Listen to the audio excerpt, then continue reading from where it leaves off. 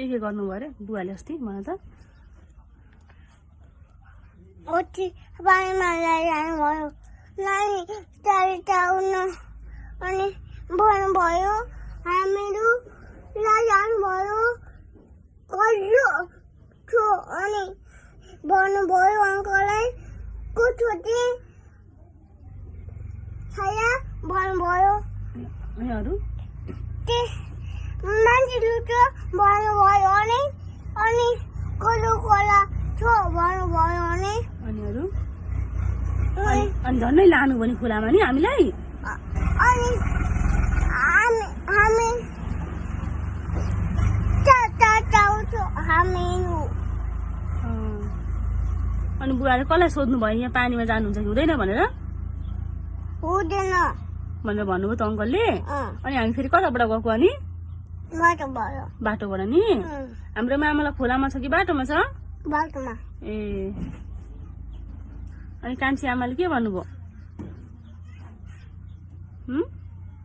सुन्नुभयो के भनेर सोध्नुभयो कहिलो खोला छो भन्नुभयो डर लागेको थियो ए अनि भन नि त अरू पनि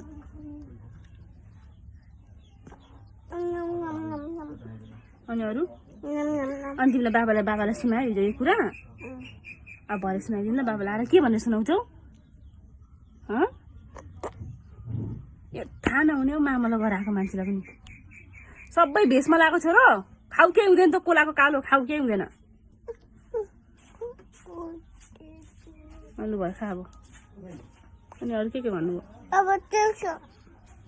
अनि कुरा सुनाउ न जाने अरू के भन्नु भनेर अनि अरू के भयो